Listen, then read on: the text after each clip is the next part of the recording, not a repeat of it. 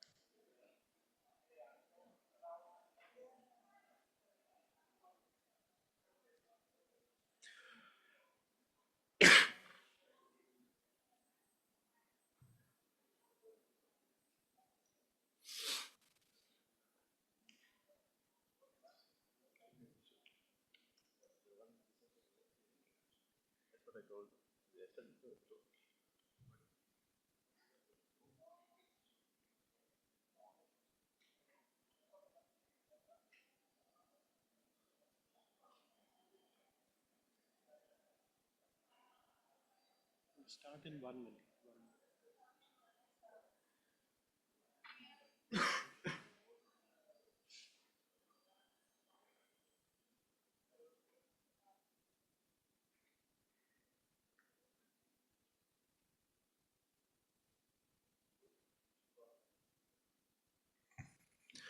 A very good morning to all and welcome to this session on innovative cross-sector clean energy integration and management in South Asia. To begin the proceedings of this session, let me call upon Ms. Sujata Gupta, Director Energy Sector Office ADB. Sujata, please.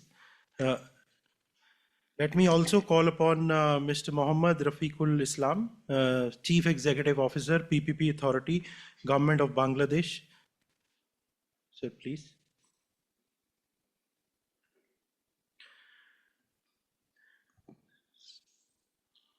So I think just to lay a quick context, as South Asia advances towards cleaner and more sustainable energy future, cross-sectoral integration is emerging as a key aspect to accelerate the transformation.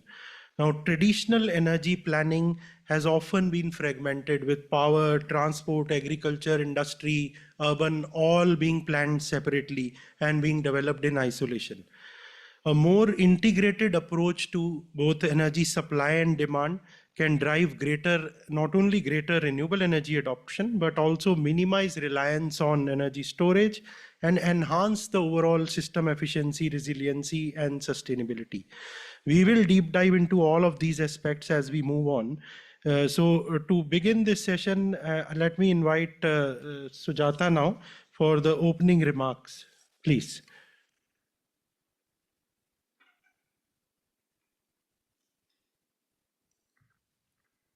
Good morning and a very, very warm welcome again, though we've seen a lot of each other lately, most of you. But let's make this an annual event and meet at least once a year at each ASF in the future. It's my pleasure to welcome you to today's session, as was already stated by Vikas, Innovative Cross-Sector Clean Energy Integration and Management in South Asia. And on behalf of the Asian Development Bank, I'd like to thank all our partners, speakers, and participants for taking your time out to join this conversation at the 20th Asia Clean Energy Forum. So we all know we come from areas which are very, very densely populated. South Asia is nearly home to a quarter of the world's population and is a region that is experiencing rapid economic growth, urbanization, and rising energy demand. At the same time, the region faces pressing challenges, including air pollution, which is actually transboundary often, climate change, and energy insecurity. So transition to a cleaner and more sustainable energy future is not just desirable, but a need of the hour to meet the region's long-term prosperity and well-being. So I'm painting a very gloomy picture, but there's good news because there is momentum for clean energy building. Countries are setting ambitious clean energy mandates, investing in climate resilient infrastructure, and moving towards net zero pathways. So, in this scenario, we cannot take a fragmented approach. And that is, look at power, transport, agriculture all separately. But we have to look at cross sector interventions that involve integrating energy systems with other sectors like transport, buildings, industry, in order to achieve greater efficiency, sustainability, and decarbonization. So, this approach moves beyond traditional energy planning, which often treats these sectors as isolated and aims to optimize energy use across all areas. So it is not a sector-wise energy optimization, but an economy-wide energy optimization. And if we adopt an isolated approach, we would be missing opportunities for generating synergy, reducing costs, and for improving efficiency. So the way forward lies in integration and breaking down these sector silos and barriers and coupling systems in new and innovative ways.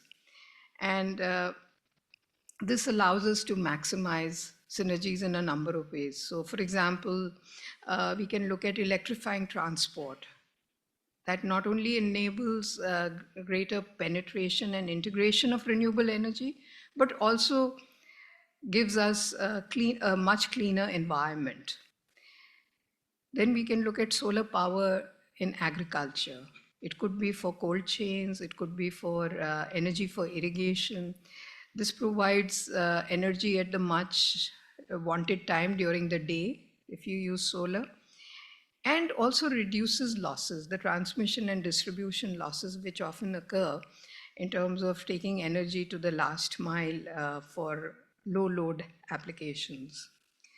So I would say an integrated approach is now a systemic shift which requires, we cannot function the old way. So it requires new partnerships, it requires new enabling policies, innovative business models, and above all, inclusive collaboration.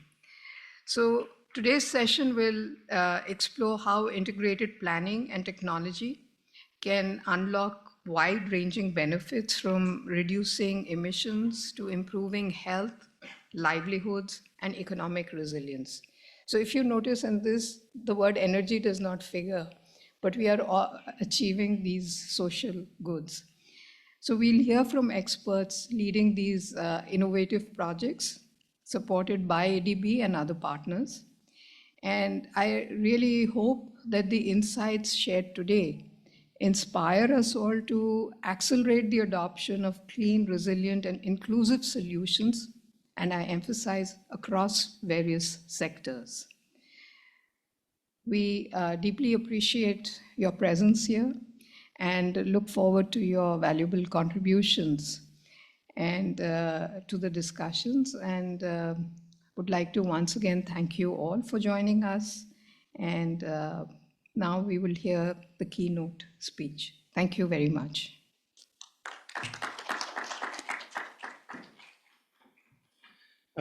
Thank you, Sujata, for welcoming everyone and painting the current and emerging scenario, and also emphasizing the need for integrated energy planning and the benefits that lie. So, ladies and gentlemen, let me now invite Mr. Islam, CEO, PPP Authority, Government of Bangladesh, for his special remarks, with emphasis on Bangladesh's vast PPP experience in the context of clean energy and role of integrated planning. Sir, please.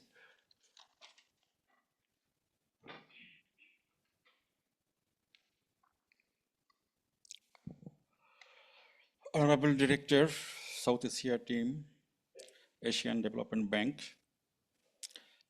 Ladies and gentlemen, good morning to all of you. It is an honor to address today's session on clean energy integration and cross-sector innovation in South Asia, a region on the cusp of a transformative energy future. As you transition toward a low-carbon future, clean energy integration must go beyond the power sector. It must encompass transport, industry, agriculture, and urban infrastructure. This requires innovative, cross-sectoral planning that is both inclusive, resilient, and forward-looking. Bangladesh's journey with public-private partnerships in clean energy demonstrates how a structured collaboration can unlock both capital and innovation. Through public-private partnerships, we are integrating energy with key sectors such as industry, transport, water, and urban infrastructure to drive decarbonization at scale. A few notable examples include solar photovoltaic projects at National Economic Zone in Chittagong. A combined 100 megawatt to 150 megawatt of floating solar photovoltaic, ground-mounted PV, rooftop solar PV, showcasing a diverse and scalable approach to solar energy. Another example, through PPP we have done wind energy development projects. In collaboration with NREL, a British company, Bangladesh has explored wind energy potential in coastal regions, Cox's Bazar, to support resilience in energy supply and open new avenues for clean energy investment through international PPP models. In addition to that, with the assistance of Asian Development Bank, Bangladesh has undertaken another 2 PPP projects in generating renewables. One, a vast area which is fallen empty and vacant in Chittagong. There are huge land. In that land, a green data center project has already been initiated, and ADB is doing transactional advisory service. In addition, there are several proposals in PPP modalities for generating renewable energies, that a solar project is being proposed over the long Gomati River, which is not so much navigated. Another wind renewable energy project is being proposed alongside the Bay of Bengal Teknaf Marine Drive. In addition to that, 3 state-owned companies have vast land in Patuakhali area.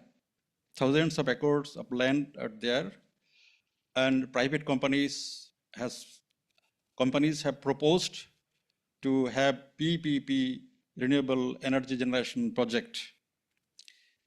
Also, ADB has sent us a proposal to have a roadside solar project proposal. They have estimated that alongside 8,000 kilometer road in rural and urban areas, 1 gigawatt energy, green energy can be generated from roadside solar photovoltaic project. So these projects demonstrated how PPP frameworks can drive innovation, mobilize financing, enhance operational efficiency in clean energy delivery, and highlight the opportunities for cross-sector integration. But the scale we seek in South Asia demands much more. To implement truly integrated planning approaches, we need to move beyond projects to systems thinking, where energy planning intersects with urban development, logistics, industry, and climate resilience strategies. Achieving this will require robust institutional collaboration frameworks across ministries, agencies, and regional bodies, financing models that de-risk private sector investment in integrated and innovative solutions, strengthened institutional capacities and local ecosystem to support adaptive project development, and cross-border partnerships, including knowledge and technology sharing across the region. One of the most promising tools in this transformation is power to X pathways, particularly green hydrogen and synthetic fuels, to convert surplus renewable energy into viable solutions for hard to abate sectors. South Asia stands at a crossroads.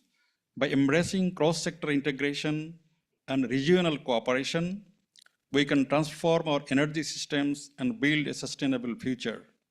The path to clean energy integration is not just technical, it is deeply institutional and collaborative. South Asia's future resilience depends on how boldly we redesign our governance and investment frameworks to enable it. So for the next couple of minutes, we'll be hearing from several groups how they are working in integrating renewable energies. So let us commit to building this future together. Thank you all. Thank you very much.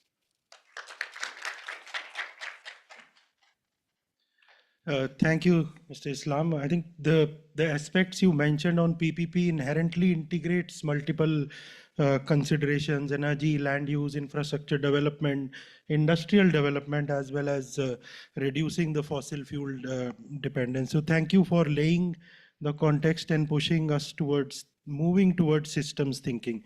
So let me thank both the eminent speakers for the opening remarks and creating this context and background for us. Thank you very much. We will now launch into the panel discussion, but before that, thank you. Let's have a round of applause, please. So we will straight jump into the panel discussion. Let me now invite the panelists. Mr. Shaji Krishnan, Chairman, NABARD India. May I have you, please? Mr. Naren De Silva from LECO. Mr. Navaraj Dhakal, AEPC, Nepal. Prasad Reshme, ED, Maharashtra. Mohammad Arif, Deputy Managing Director, FENACA. Mr. Mahbub Rahman, Executive Engineer, BREB. And Sonam Shering, Principal Engineer from Government of Bhutan.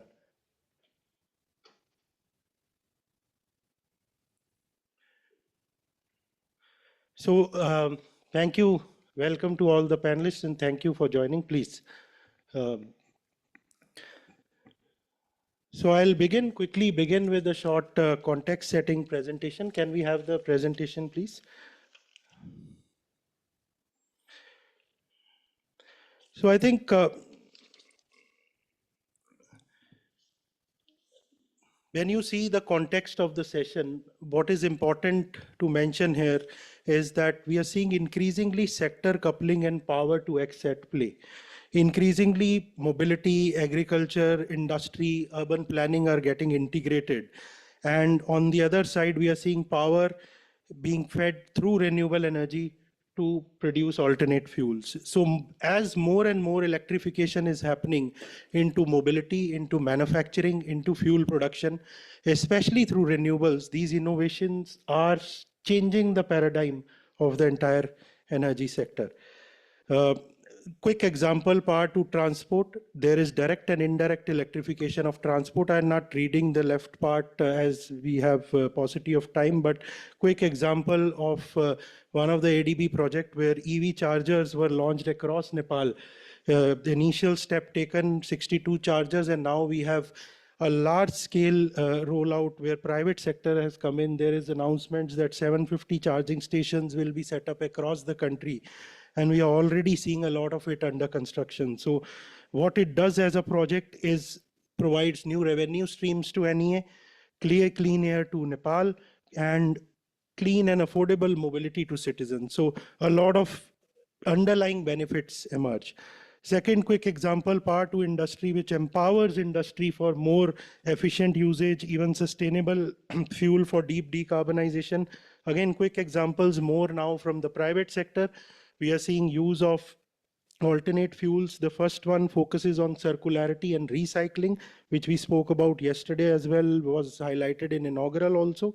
And second one is using hydrogen for steel production and how emissions can be brought down from there. Example of power to agriculture, again bringing clean energy solutions to agriculture and driving food and fuel production. Examples, numerous examples exist in various countries. Quick ones, the feeder segregation program, which is targeted at agriculture supply, but also improving the reliability and quality of supply to the agriculture and farmers. The examples in Bangladesh as well, some fantastic work done by ITCOL through ADB support. Now, as the earlier panelists, the Sujata and Mr. Islam highlighted, when we start fragmented, look at each sector separately, the fragmented energy system planning leads to inefficiencies and missed opportunities. And added to that, there are two big problems. One is the complexity spike, when electrification, hydrogen, e-fuel, CO2, all are competing for same grids, for same pipes, for same capital. Second is the planning gap, where we hardly co-optimize heat, mobility, industry, and molecules together. So what happens is we optimize the subsystems, but sub-optimize the whole. Can we optimize all of it? Not easy. But today, with Advent, and I would urge everyone to embed this and think when we are developing solutions, the AI, agentic AI, can decompose these complex problems and through iteration can help in solving all of this. What are the benefits? System-wide optimization, balancing demand and supply across sectors. It helps in building multiple policies into a common frame. Today we look at energy and carbon policies separately. It can bring it into a much, much common frame.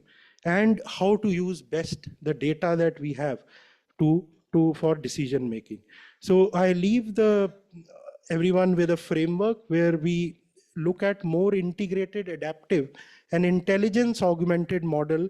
The first step, look at multiple vectors. Look at it as vectors, electricity, heat, hydrogen, and so on and so forth, and create integrated models. Look at new technologies.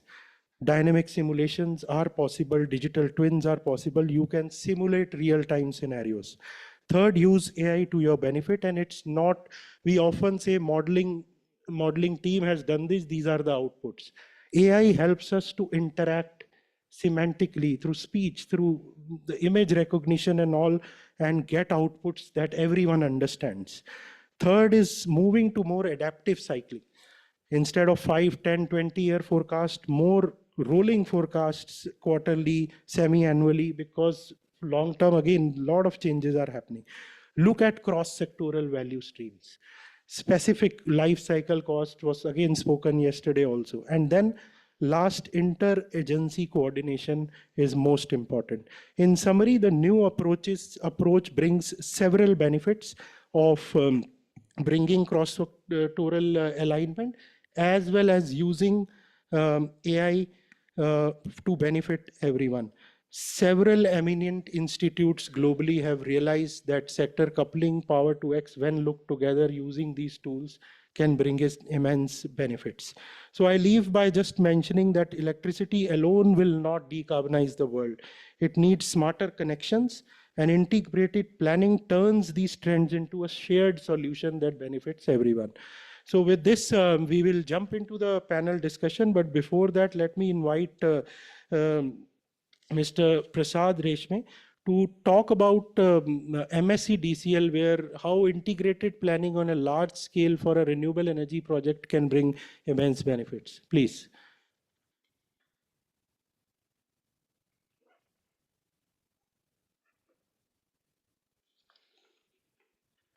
Good morning, everyone. I am Prasad Reshme, Executive Director Projects in MSc DCL. So, short brief about MSc DCL. MSc DCL is the Maharashtra State Electricity Distribution Company Limited. It is one of the biggest distribution company in India, and having the consumer base of around 32 millions.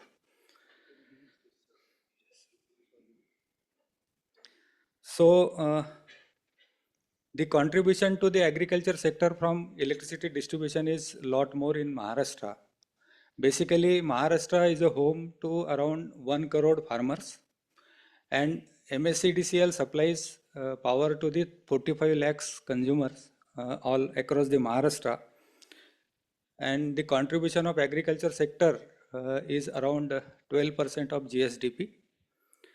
So, the power consumption connected load wise, if you speak, it will be around 16 gigawatt, and it is around 30% of the total power consumption in Maharashtra.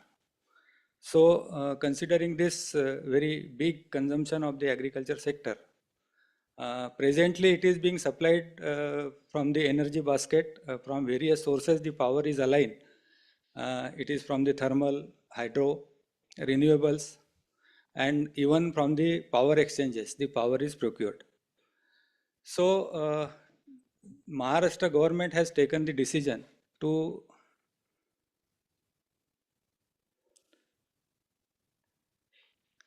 solarize the agriculture feeders and solarize this agriculture sector entirely. So, for this purpose, Maharashtra government has launched this scheme called Mukhyamantri Saur Krishi Vahini Yojana 2.0. So, earlier in 2017, the scheme was launched having some challenges. So, those challenges are overcome, and then finally we come up with the new model, which is called as a MSKVY 2.0.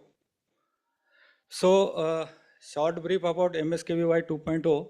So, earlier when this Mukhyamantri Saur Krishi Vahini Yojana was launched, there were problems of the land aggregation, difficulties in the private participation, and grid integration, strengthening of the infrastructure, poor distribution grids. So, all these issues were discussed by the experts. And then finally, we overcome all these difficulties and come up with the new scheme called MSKVY 2.0. So, various interventions have been done in this scheme. So, finally, the major interventions done are identification of the government land. So, earlier the land acquisition was the problem. So, various private entities are not interested in offering their land. So, with the discussion with government departments, we could identify government land, and at present around 39,000 acres land is being acquired for this project. So, total capacity of this project is going to be 16 gigawatt, and the project is going to be commissioned by September 2026. So, all the bidding process is completed, the work is actually started on ground, and I am happy to share that every day around 2 to 5 megawatt plants are being commissioned. So, even yesterday we commissioned 10 megawatt plant in Maharashtra. So, probably before September 26, we will be able to bring all this 16 gigawatt power in the grid. So, to improve the participation of the private players, we have come up with the concept of viability gap funding to the developers. So, it also helps us to get the reduced power of the power purchase, solar power. Then distribution system was very old, and strengthening is required. So, for this purpose, we have actually conducted one study with the experts and consultants. So, the entire power flow, the points where this energy will come and how it will be distributed and sent to the grid. So, that entire study has been done, and accordingly the areas where system strengthening is required are identified. So, let me share here that this is the biggest distributed level renewable project in Maharashtra. So, the capacity of the plant is 2 to 5 megawatt. In exceptional cases, it is 10 megawatt. So this solar power is going to be connected at the distribution level, and accordingly this will be assigned to the agriculture sector, and agriculture sector will get the daytime power, so it will be beneficial for the farmers. So, as I already explained earlier, that there were various issues, and these issues were the solutions were done to these issues. So, engaging private sector, then strengthening and modernizing the rural distribution. So, for this purpose, we have been supported by the ADB for this program, and around $1 billion program is going to be started probably in the coming future. So it also includes the skill development for the green jobs and creating green entrepreneurial opportunities.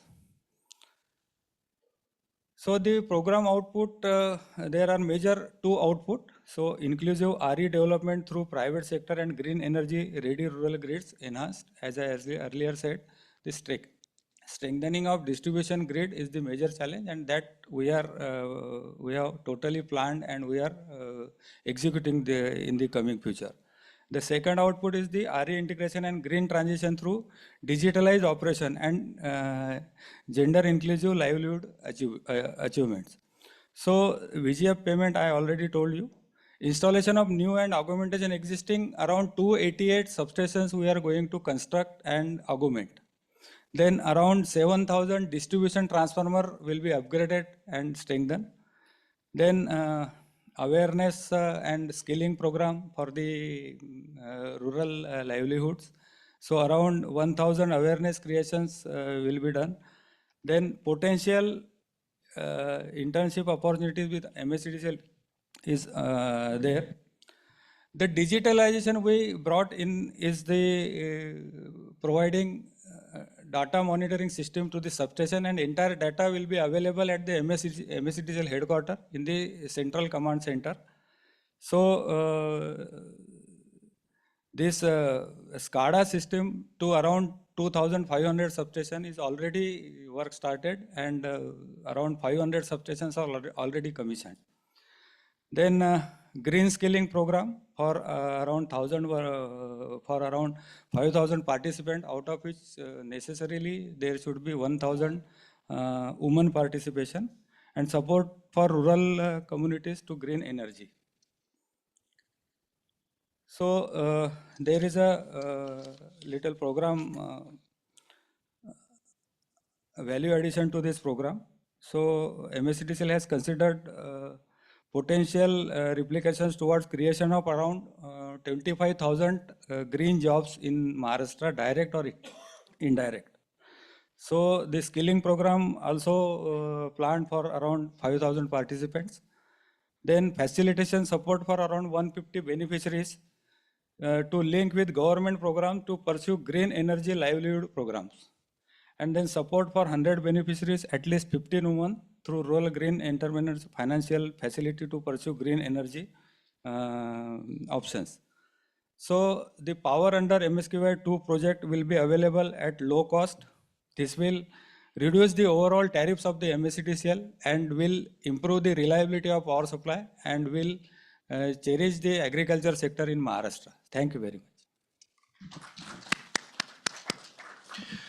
Thank you, Mr. Reshme. I think two important points. One, when we look at cross-sectoral projects, the integration is not automatic. It requires project structuring and consider thought in terms of articulation of benefits to different stakeholders involved in that. And second is inclusivity aspects. What will be the benefit to the customers? Again, even taking employees capacity building bottom up together. So congratulations on the project and wishing it all the best in the next phase. Now let me bring Mr. Shaji, Chairman NABARD here. As a large lender, I think you have heard about the benefits of integrated planning and how such cross-sectoral projects are coming in. What is your perspective? How do you look at such projects, the benefits, the attributes you look at when evaluating such projects? Mr. Shaji. Shall I speak from here? Yeah, please. Yeah. Thank you. So far, we are hearing of how we can ensure cross-sector clean energy integration. As a practitioner, especially from the development financial institution side, our experience I can share with you. We feel that there need to be a lot of synergies across because there are benefits are huge. One is the optimized resource use, including maybe land, water, finance, and then reduce duplication and policy contradictions. If one is it's a siloed approach is being taken, then we may lose sight of that the implication of that policy in the other sector. For example, if you subsidize, say, farmers, they tend to overuse that. That will create a load on maybe on energy. In India, it is very rampant because we are subsidizing farmers in terms of power. So the groundwater depletion is huge, and then the load on the grid also is huge. And then through the cross-sector integration, I think faster technology deployment can be affected, and also consequently cost reduction can be affected. Then the lot of investor confidence also will be there, so that the integrated approach is being taken by any government. That means the policy coherence is there, so that will result in more investor confidence. And then the inclusivity. We have been hearing about the inclusivity. Yes, the inclusion of rural and underserved regions in energy transition, that is very important. Otherwise, they may not have the wherewithal to transit to the green energy protocols. So the inclusivity by design need to be there. For that, a lot of cross-sectoral integrations are required. So from Indian perspective, I can cite 4 examples of this cross-sectoral integration. One is the KUSUM model. KUSUM is nothing like solarization of the diesel pump sets. That's the national program initiated by the current Prime Minister. So there, the solar for agriculture, because we are now replacing diesel powers, generators with solar generators, and then also enabling farmers to set up solar grids in their barren land. So that will be an additional income for the farmers. So per capita income also can improve. And then so that model is getting integrated to the national grid as well. As mentioned, the transmission loss can be reduced. And then another project is the Gobardhan project, waste to energy project, where primarily in the dairy sector, where the cow dung and such other agri waste are converted to energy, and that will also result in cleaner rural areas sanitation, better sanitation. And we have another model of national electric mobility vision, and then the green energy corridors also. These are all cross-sectoral examples which we can tell from Indian perspective. From the NABARD perspective, we can tell about the green lending facility which we have, where we are purposefully going for cross-sectoral integration model, where of course sectors like agriculture through energy efficient irrigation, solar pumps and water conservation. We are also concentrating on energy sector, where solar powered cold storages, rural mini grids, solar dryers. Then through finance, we are actually bringing in blended finance, long-term concession loans, then climate financing, blending is happening. Then rural infra, climate resilient roads, solar lighting, and then water, restart structures and micro irrigation. So these 5 sectoral integration is happening through our green lending facility. As I said, agriculture sector, energy sector, finance, rural infra, and water. And our takeaway from the cross-sectoral energy transition is that for finance, we can mobilize concessional finance and blended finance, of course, GCF, ADB, and all our partners of us. Then policy advocacy, we can align rural lending with national climatic rules. So that's where we are supervisors of the rural financial institutions in India. So the regional rural banks and the cooperatives, which are large in number, catering to the smaller farmers. So there, the policy advocacy can be there. Then technology, we also promote decentralized clean tech in agriculture and infra. And people, inclusivity, we empower farmers through farm producer organizations, self-help groups, panchayats as energy transitions stakeholders. So concluding to what we are saying, cross-sectoral integration, we feel that it is essential for any country's clean energy transition, including India. India, as you know, is the fourth largest consumer in energy. And we have a committed target of going net zero by 2070. We have to actually go clean energy in our transition by 2030. At least 50% need to be under renewable energy. And so we are also advocating collaboration across ministries, sectors, and stakeholders, and which will unlock sustainable and equitable energy future. And we believe that true acceleration will occur by aligning incentives, innovations, and resilient energy future. Thank you. Thank you. I think you painted a very comprehensive picture. A quick word from you yesterday, it came in the panel also, that many of these areas are new. So the skilling of the institutions itself who are lending to these projects becomes important. Any quick word on initiatives there? Yeah, actually, the product innovation, that's what we are focusing on, because the smaller entities which are catering to the small and marginal farmers, rural folk, they may not have the wherewithal to develop products. So we have an internal system to work with them to develop products for financing. Of course, we are also working with ADB in that count, the solar rooftop. Also, we are now working with smaller banks to develop specific products. They may have some products which we'll integrate. So, for example, a housing loan, we'll integrate with that of a solar rooftop part also. So that way, some innovations are happening. And now we are in the process of digitizing the cooperatives. Around 10 million of the Indian cooperatives are getting digitized. That's a huge number. Roughly about 130 million population are involved in that. So through that, we are ensuring that climate resilient data infra is also set up, because data is very much important for proper planning. Unless we get the data in a proper format, we'll not be able to plan for them. So that way, we are working with these rural institutions. Perfect. Thank you. Thank you. Let me now move to Sri Lanka and bring in Mr. Narendra De Silva from LECO. LECO, we have been interacting over the last 6 months. I think it's a very interesting turnaround story when we look at distribution performance, and there are various smart energy initiatives that have been taken. So Mr. De Silva, bringing in you or your views on integrated energy planning, such integrated projects, what's your perspective, please? Thank you very much, Vikash. I take it a great pleasure in talking about the integrated planning as a person who had a previous life as a planner. So I'll share the pleasures and pains of the planners, especially electrical sector planners. And there I will try to elaborate the importance of integrated planning. Now, if we look at the planner's overview of this problem, in one side we have demand. This demand usually we consider as inflexible.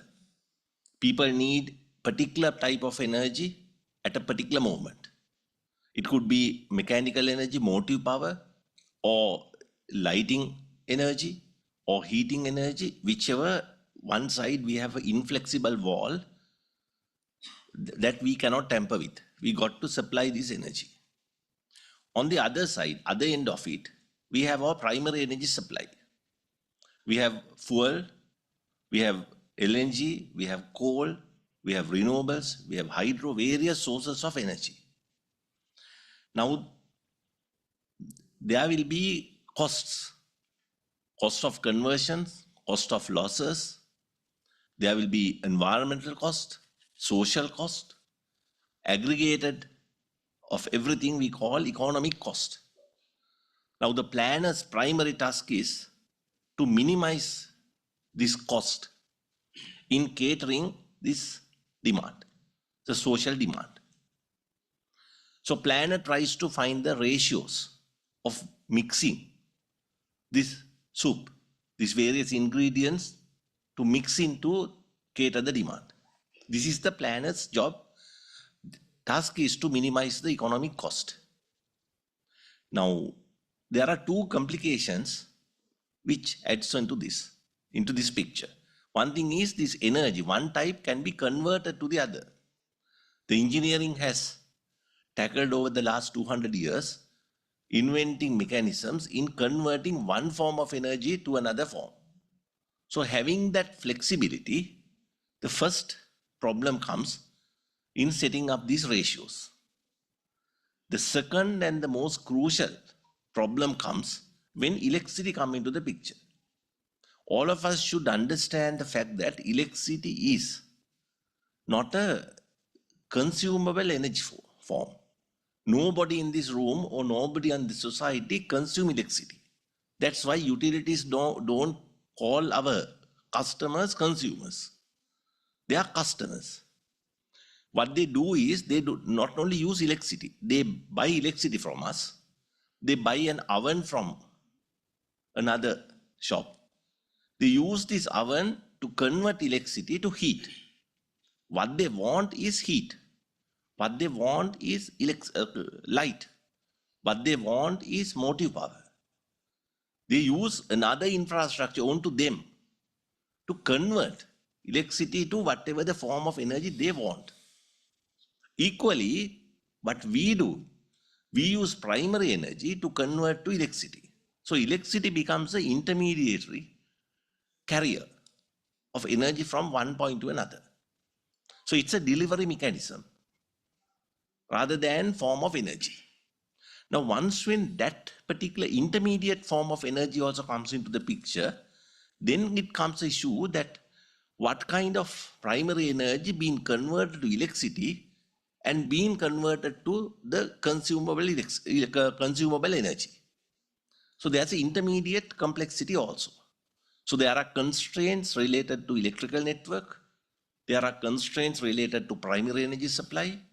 There are constraints related to demand. Once when we put all these packed together and optimize, when you run your optimization, there we hit the right point. This is all about integrated planning.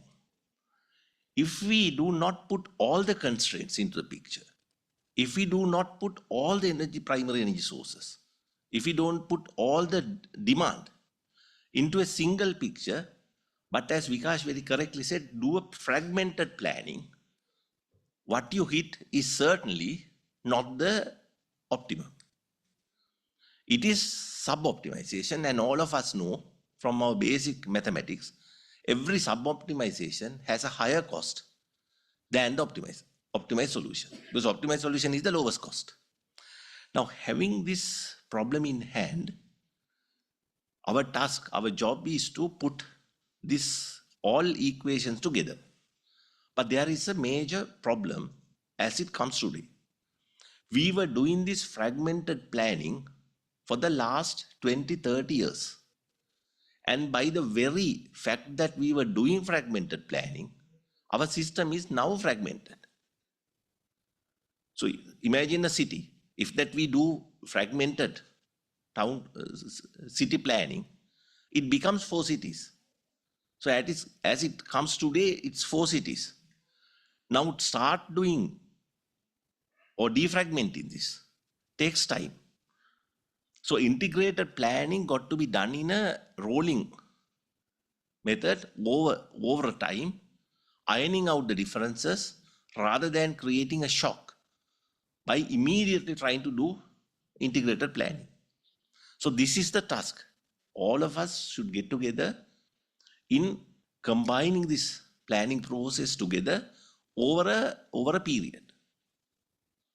I'll tell you a classic example in finishing this dialogue, and I'll take the most known example for me from Sri Lanka. Now, Sri Lankan energy picture, 40% comprises of petroleum, which is used for transportation. 13% is electricity. Out of this 13%, 55% is renewable. We are having about 1/3, 33% coming from petroleum. So that is 13 into 1/3, I'll make it 12 for the ease of calculation, 4%. Electricity, 4% is petroleum. And 40% is transportation. In order to convert this 4% to renewable, we have a cost of 8 billion US dollars.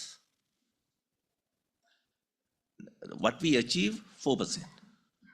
If we put this 4 billion into the transportation sector, probably we will hit something like 8 to 9%, converting transport sector or electrifying the transport. But simply because that we are looking at this fragmented approach, we are trying to put 8 billion rupees into electricity sector and try to electrify or try to convert the electricity sector to renewables than trying to do the transport planning. So that's a classic example of sub-optimization. But ladies and gentlemen, let me to finish this dialogue saying that this dialogue is very easy. Getting this thing run in a computer, having all these equations together, constraints together, and putting all the entire optimization is not an easy task, especially because we don't have data. Simply because that our bad past, we were doing fragmented planning, all what we got is fragmented data. Putting fragmented data, what you get out is also a fragmented plan. So it's a long-term operation to part by part convert it or to defragment, to stitch this fragmented system together. Thank you very much. Thank you for an excellent articulation, much better than what I presented the theoretical construct, but again, linking that to the practical perspective, I think it was very fascinating. And the important point that you keep doing it, begin as the data regimes improve, you keep improving upon it, and then you will slowly get the more consolidated picture. So thank you. Let me now go to Nepal and bring in Mr. Dhakal, ED of Alternate Energy Promotion Center. Mr. Dhakal, if you can paint your picture, the context of clean energy integration in Nepal, and what are you seeing there, your perspectives, please. Thank you. Good morning. Namaste. Thanks to ADV for putting together this wonderful session and for the opportunity to share our experience. Government of Nepal has established a policy framework for clean energy transition, committing to achieve net zero emissions by 2045 and accelerating the adoption of renewable energy across all the sectors and country's topography, as well as covering various technologies. As we have been discussing this cross-sector clean energy integration or the integrated planning, I think this very much fits into what government has adopted in the recent past. For example, through the Sustainable Development Goals status and roadmap, biomass energy strategy, national energy efficiency strategy, ministry's white paper on energy sector, national climate change policy, long-term strategy for net zero emissions by 2045, 16th plan, NDC, earlier NDC 2 and now NDC 3, and very recently energy sector development roadmap and action plan. Government has followed the integrated approach in terms of developing the energy sector. I would like to repeat one statement that our moderator mentioned earlier. Electricity alone will not be able to decarbonize the energy sector. That's very true, because there are various sectors where energy consumption is quite high, and we cannot go into electricity transition immediately. So we need to follow a kind of phased approach. For example, in cooking sector, in Nepal, nearly 54% of the population still rely on solid biomass as a main cooking fuel. Of course, in the recent past, we have been gradually adopting clean cooking like biogas, improved cook stoves, and electric cooking, but it will take some time to really get the full transition. Similarly, in the industrial sector, where still coal and solid biomass are serving as a fuel, so we should continuously follow the approach from coal to maybe biomass briquettes or pellets, which are much efficient and cleaner technologies, and ultimately the electricity-based technologies. Similarly, even for this lighting, if we see Nepal's electrification, currently it's 99% electrified, and most of the electrification happened in last decade or so. So the kerosene wick lamps are also not very distant history. Recently, in many houses, these are history, but not very distant history. Similarly, in the rural areas where economy is mostly based on micro, small, and medium enterprises, we are trying to achieve the energy transition through the productive use of energy that we promote through micro mini hydro, small solar mini grids, or those kind of smaller renewable energy systems. Similarly, the irrigation sector is using diesel pumps, where we have been adopting either solar-based irrigation pumps, or recently in the areas where grid is available, the grid-based electric pumps. Similarly, the waste to energy sector is also coming up, where we are combining waste management with energy production as well as organic fertilizer production. Similarly, in the recent past, Nepal has really geared up towards this electric vehicle adoption, where our moderator also mentioned we have build good infrastructures, and the adoption rate of electric vehicles is also high. That will ultimately replace the ICE vehicles. So these are some of the sectors where our energy transition or clean energy transition initiatives are geared up. Still, if we see the NDC 3, which has been approved by the government very recently, there are very tall goals to achieve. There are goals for 2030 and 2035 in the energy generation, in domestic cooking sector, in transport, in industry. Actually, it's really well integrated. In terms of planning, we have integrated all the sectors and subsectors. But in terms of achieving these targets, we see still the challenge. Of course, we often call finance as a major challenge, but that's not alone. There are challenges in terms of capacity, challenges in terms of technology, challenges in terms of coordination and the working modalities. So these are all sort of multiple areas that we need to take care of, and we need to collaborate together.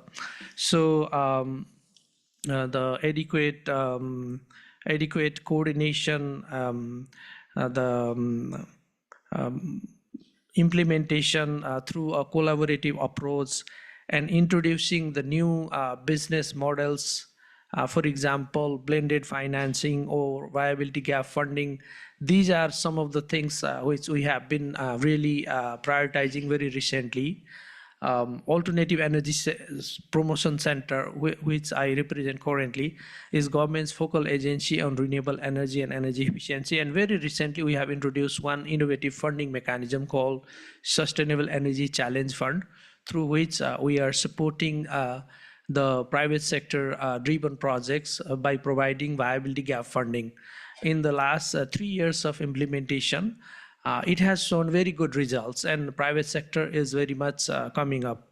But mostly the projects we are supporting are in the small range. Most of the projects are below 1 megawatt in terms of size, if it's a generation project, or EB, or cooking, or industrial energy transition, those kind of projects. So by demonstrating this VGF as an instrument, we have been successful to really attract the investment from the private sector, and really leverage good amount of finance in clean energy transition. Similarly, the capacity development of the sector, mobilizing technical assistance for identifying the right projects, doing the detailed engineering design and due diligence, and implementation, monitoring, evaluation, reporting. So all these things also require a good amount of resources as well as efforts, where we need to work together. Similarly, mobilizing climate finance and carbon finance is another opportunity where we can work together with many partners. And we have demonstrated the good results there as well. Through AEPC's efforts, we have so far developed 8 carbon projects under Kyoto mechanism. And very recently, we have registered 1 project under the voluntary mechanism under Vera. So that has also helped us to mobilize the resources. Similarly, the partnership with various development partners like ADV and many other partners has also resulted good results. For example, with the kind support from ADB through SASEC off-grid renewable energy project, we have been able to support 7 mini hydro projects and 9 mini grids through which we have reached to around 30,000 households in the rural area with reliable electricity supply and also supported productive energy use activities. So these are some of the examples that I would like to share from Nepal. Thank you. Thank you, Mr. Dakal. Nepal, in fact, I have been working for many years, and I think the focus now, when we are working on the ADB supported projects, a lot of focus now is coming on developing the rural areas. AEPC, NEA, Nepal government, all the projects that we are solar plus storage as well integrated is how we can meet the rural demand as grid reaches there. And it's not easy. These are Karnali and other areas, complex areas. There are challenges related to logistics, transport, weather, costs. All of them are, there are a lot of issues and challenges. And when we bring all of this together, concepts like aggregation, blended and concessional finance that you spoke about, multiple DFIs coming together, classic example in many projects that we are seeing, carbon pricing projects, all happening together to make the projects successful. So some very important aspects and things are happening in Nepal. In fact, I see Mr. Shakya sitting there also from NEA. So a lot of compliments to what is happening there. Thank you. Let me now bring Mr. Arif from Fenaka Corporation, Maldives. Maldives presents a very different challenges, the island country context, the nature and context of challenges are very different. So, Mr. Arif, your views, please. Thank you. First of all, I'd like to thank the ADB hosting such a wonderful mission, and also ADB contribution towards the Maldives also I'd like to appreciate. And as mentioned, we have geographically island nations. So we have around 2,000 islands in Maldives. Out of that, 200 islands people live in. So we have the good news is we have provided 100% power to all the islands. But unfortunately, they are from the fossil fuel. Very little amount of power is from the renewables as now. But we are trying to improve our renewable penetrations to achieve 33% to 2028 and net zero 2030 is our targets. And also the challenges here is the land availability, because lands are very expensive in Maldives. So to install the solar in land is very challenging. The rooftops, solars are very minimum. After that, when we come to the lands are not available. That is a challenging factor for us. The other thing is one island, one powerhouse we have. So it's another challenges for us to penetrate the net metering policies also. For that, we have to keep 30% only we can allow to penetrate the solar without battery. So we need to, the next step, almost all the islands, we have reached 10%, 15% solar energy or renewable energy. After that, the challenges is now we have to install the battery system. For that, we need to launch a next phase. With the battery, we have to integrate the diesel gensets and operate. The other challenges in the for us is in that case, for each island is the grid. It has to form the grid and the control their frequency and voltage. For that content, we need each island we need to have a EMS system. These are another challenges for us. For these, all the challenges we have to come up as the mentions the other speakers, the integration with IT, the AI tools, everything. We are trying our best to come up with these solutions. The other advantage we have is we have started EV vehicles, and also we are starting e-boats, so electrical boats. We are starting. Mainly 9% of our nation is water, so we are starting e-boats, and so we can reduce the amount of the diesel or petrols we are using for transports also. For that note, other things we are looking for the floating solar. Also, we are trying our best to integrate to the grid, but the condition here is a little bit different. We have a moving water. It's very difficult to anchoring and the mooring stage. So we are trying our best to pilot the pilot project for solar with ADB in Addu city. And also we have another challenges. We have network and the transmission and distribution challenges, because there is no network and we cannot build like other countries. We cannot build a centralized power system, and we cannot transport from that energy from one island to other islands. It's also very challenging. But we dream to bring up bigger powerhouse, central powerhouse, and make a interconnecting networks between the islands and in between the atolls also. Because Maldives geographically is we are divided in 26 atolls. So within the atolls, in between the atolls and within there is also we can provide the solutions. Thank you. Thank you. I think you mentioned RE is an important focus. I have been working for last 14, 15 years in Maldives as well.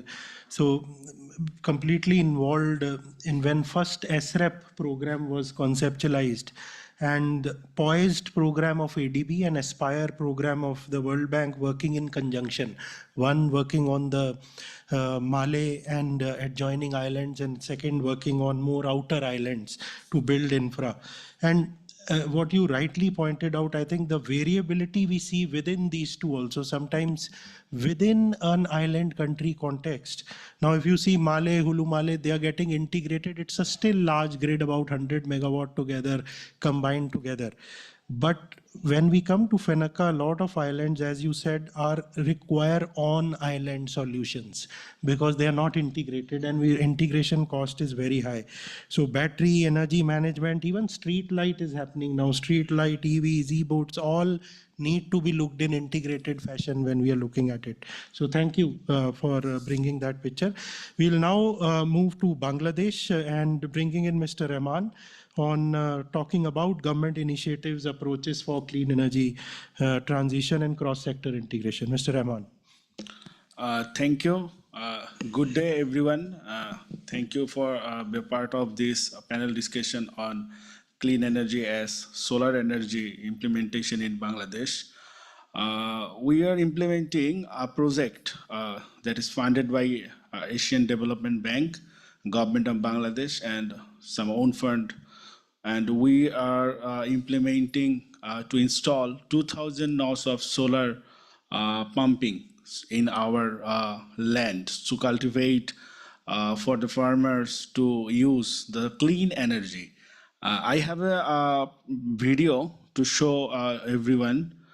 Can you please start the video first?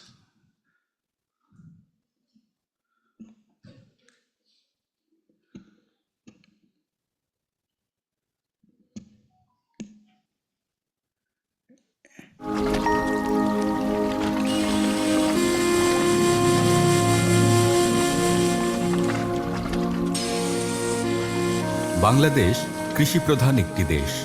হাজার বছর ধরে কৃষিকাজ এদেশের অর্থনীতিকে সচল রেখেছে। সময়ের পরিবর্তনের সাথে সাথে কৃষিক্ষেত্রে নতুন প্রযুক্তির ব্যবহার বেড়েছে এবং সেই সাথে উৎপাদনও বেড়েছে। ফসলের উৎপাদন বাড়াতে কৃষিক্ষেত্রে সেচের খরচও বাড়ছে। সারা দেশে কৃষি উৎপাদন সমুন্নত রাখতে 12 লাখেরও বেশি ডিজেল চালিত পাম্পের মাধ্যমে ভূগর্ভস্থ পানি সরবরাহ করা হচ্ছে কৃষিক্ষেত্রে। আমদানি করা হচ্ছে $1.2 বিলিয়ন ডিজেল। চাপ বাড়ছে বৈদেশিক মুদ্রার রিজার্ভে। তাছাড়া প্রতি বছর 30 lakh ton carbon die oxide ছড়িয়ে দিচ্ছে আমাদের বাতাসে। এছাড়া প্রায় 4 লাখেরও বেশি বিদ্যুৎ চালিত পাম্পের মাধ্যমে সেচের পানি যোগান দেওয়া হয়। তাই দেখা যায় সেচের মৌসুমে বিদ্যুতের চাহিদা বেড়ে যায়, ভুগতে হয় লোডশেডিংয়ে। বাংলাদেশ সরকারের নির্দেশনাক্রমে কৃষি সেচের জন্য সোলার ফটোভোল্টিক পাম্পিং সিস্টেমের বিস্তারের লক্ষ্যে 22টি জেলায় অবস্থিত 32টি পল্লী বিদ্যুৎ সমিতি এলাকার 2000টি বিভিন্ন ক্ষমতার সৌর বিদ্যুৎ চালিত সেচ পাম্প স্থাপনের জন্য পাইলট প্রকল্প হিসেবে বাংলাদেশ পল্লী বিদ্যুতায়ন বোর্ড কর্তৃক সৌর বিদ্যুৎ চালিত পাম্পের মাধ্যমে কৃষি সেচ শীর্ষক প্রকল্পটি বাস্তবায়িত হচ্ছে।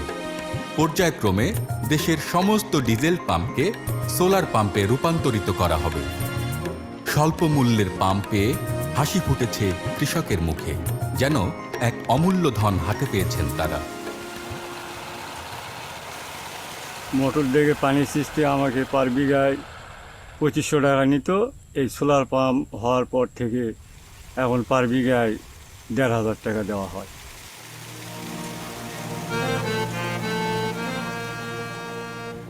সোলার পাম্প পরিচালনা সহজ হওয়ায় কৃষক নিজেই চালাতে পারছেন তার পাম্প। প্রচুর ঝামেলা, আমি খুবই কষ্টের মধ্যে তখন পানি সেচ করা লাগছে। এক্ষেত্রে ডিজেল বাইরে থেকে ঢয়ে নিয়ে আসা, এক মাঠের মাঝখানে নিয়ে আসা খুবই কষ্টদায়ক ব্যাপার। অনেক সময় রোদের কারণে যদি আমি বাড়িতে যেতে চাইছি, দিন মেশিন চলুক আমি বাড়ি যাব, তারপর আসে দেখি যে শ্যালো হলো, পানি ফেল করে বসে আছে। সেক্ষেত্রে ওই দিক থেকে একটা ভয় ছিল। এখন বর্তমানে আমার সোলার আসার পর থেকে এখন তো কোনো কষ্টই নাই, শুধু আসবো, বাটন চিপবো, পানি উঠবে। অনেকেই সোলার পাম্পের প্যানেলের নিচে খালি জায়গায় হলুদ, আদা ও বিভিন্ন ধরনের শাকসবজি চাষ করে বাড়তি আয় করছেন। আমার স্বামী দোকানে কাজ করে, শ্যালো মেশিন হয় চলা, দোকান থেকে এসে শ্যালো মেশিন স্টার্ট দেন। সোলার আসার পর থেকে সে আমি নিজে সুইচ টিপে দেন, পানি উঠে, তার আশা লাগে না। কৃষকের জন্য নির্ধারিত পাম্প প্যাকেজের মূল্যের 10% মূল্য পাম্প ক্রয়ের চুক্তিপত্র স্বাক্ষরের সময় এককালীন পরিশোধ করতে হবে। বাকি 90% এক বা একাধিক কিস্তিতে সর্বোচ্চ 10 বছরে পরিশোধ করতে পারবে। যখন সেচ কাজ বন্ধ থাকবে, তখন সোলার প্যানেলের সাহায্যে উৎপাদিত বিদ্যুৎ গ্রিডে বিক্রির মাধ্যমে অতিরিক্ত আয় করা যাবে, যা পাম্প ব্যবহারকারী এবং সংশ্লিষ্ট এলাকার আর্থসামাজিক উন্নয়নে ভূমিকা রাখবে। উল্লেখ্য, সোলার পাম্পের প্রধান যন্ত্রাংশ সমূহে 5 বছরের ওয়ারেন্টি আছে। প্রথম 2 বছরের মধ্যে কোনো যন্ত্রাংশের ত্রুটি দেখা দিলে তা নতুন যন্ত্রাংশ দিয়ে প্রতিস্থাপন করে দেয়া হবে এবং পরবর্তী 3 বছরের মধ্যে কোনো ত্রুটি দেখা দিলে তা বিনা খরচে মেরামত করে দেয়া হবে। নলকূপ এবং ভূগর্ভস্থ পানি সরবরাহ লাইনও উক্ত ওয়ারেন্টির অন্তর্ভুক্ত থাকবে।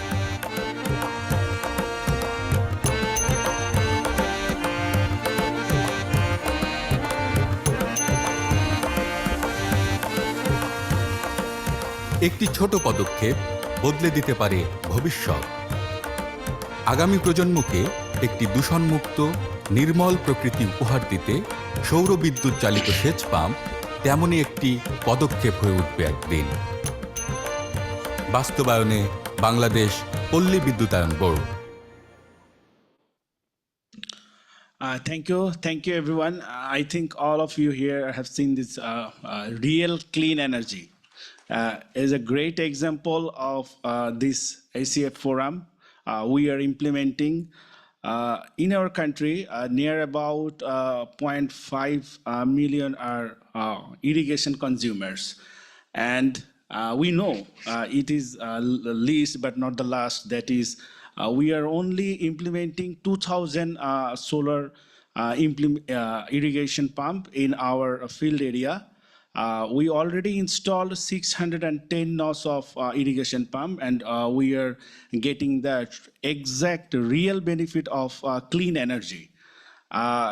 ADB funded their grant and loan combinedly in this project, and government are trying to give the subsidy to the farmers to this project and so many things. So we are working in a team very completely. This project just blow the farmers thinking, because we know all the farmers are depends on the grid line. When the grid line is not sufficient, they just went to the previous line. Now is a huge amount of our within the diesel pump. So we know when they operate their diesel pump, how much carbon is emits in the air, and it's totally pollutes. So in our country, so we are implementing this type of project as a pilot project through Bangladesh Rural Electrification Board. I am from Rural Electrification Board. Rural Electrification is a largest distribution corp of Bangladesh. More than 70% distribution consumers are connected through Rural Electrification Board. So here, all we just see our video, and that's it. If anything from your side, I will give your preference. Thank you. I think video itself was very telling in terms of integrating multiple considerations: agriculture, yield, standard of living, employment, emissions, income, foreign exchange saving, and so on and so forth. So thank you for bringing that perspective. You want to speak something? We will now go to Mr. Sonam Shering from Bhutan, and he will share his perspective on what is Bhutan doing on energy transition and how this integration aspects is being built in various projects that are happening in Bhutan. Mr. Shering. Thank you, Mr. Vikas. I would also like to thank the ADB for bringing us here to share our views, and not only share our views, but also it is an opportunity for us to learn on many aspects of energy. As for Bhutan, hydropower serves as the cornerstone of energy system, and which provides, which is a source of clean energy, and also is a source of revenue for the government, because the surplus hydropower is being exported to India. Now, while the hydropower is the mainstay of our energy system, we are also initiating to complement the hydropower with developing solar, biomass, geothermal energy technologies, mainly to diversify our energy sources. But while we diversify, we also recognize that there are challenges related to seasonal variability and also intermittency because of the renewable sources.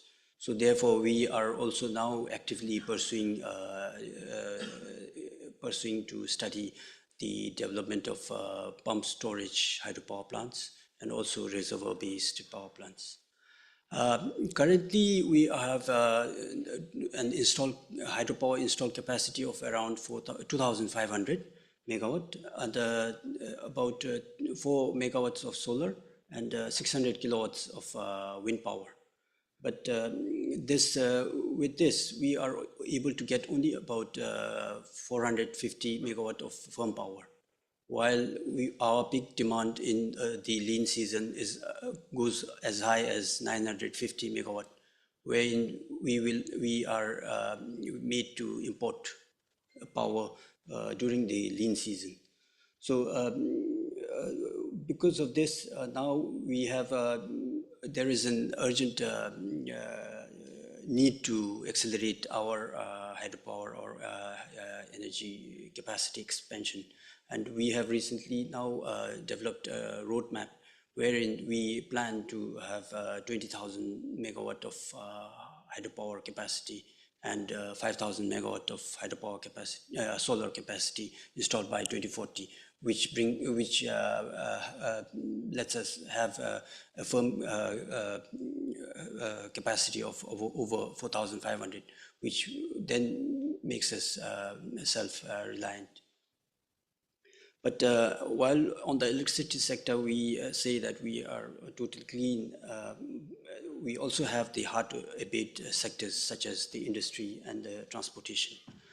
On the transportation sector, we are now looking at hydrogen as a potential source for in the transportation sector, and also we have developed. We are in the process of taking up a pilot project, and it is under active consideration. We have now approached ADB to support in taking up this pilot project. It is a 5 megawatt green hydrogen project. As I said, electricity is a clean source, and to that extent, we are now trying to use electricity for our energy needs. But more than that, it is felt that a systematic and an integrated approach, including all sectors and all forms, need to be included in our energy planning, as it would enable us to have efficiency and sustainability, and also it would lead to our optimal utilization of our resources. As in the opening, Director Sujata mentioned that the sectors have been working in silos. A typical example in Bhutan is that during the promotion of our electric vehicles, the promotion of EVs was spearheaded by the Prime Minister's office, considering such problems, foreseeing such problems. So now it has been successfully implemented, wherein cash subsidy, collateral-free loans, and increased repayment periods have been provided for promotion of electric vehicles. Now, moving into the second phase, we have now delegated this responsibility to the Ministry of Infrastructure and Transport, whereas on the charging infrastructure, it has been delegated to the Ministry of Energy. So such initiatives have been taken. So that's it from me. Thank you. Thank you. Thank you, Mr. Sharing. I think Bhutan is one of the classic example where how the core, the hydropower has been used as a strength and leveraged upon not only to make the country self-reliant on energy, it is a big contributor to GDP, as you mentioned, leveraging it for alternate fuels like hydrogen, you mentioned, leveraging it for transport, leveraging it for employment, and so on. So wonderful work. It's already carbon neutral. So the wonderful work happening there. The clock shows that we need to end. All the speakers are there. If you need to further interact, there will be occasions, and I guess there's a tea break after this, so you can interact with them. But just to conclude, I think a few points. Integration should replace fragmentation. Planning across sectors, across themes, across timelines is becoming more and more important, and you heard some fantastic examples from everyone that point out towards that. It is important to make a start and look at it as an opportunity, and whether it is financing, whether it is utility, whether it is policy makers, all are key, all are looking forward to such projects and will support as and when these projects emerge. So thank you to all the panelists for sharing their perspective and views, and to all the distinguished participants, delegates for patient hearing. Thank you very much.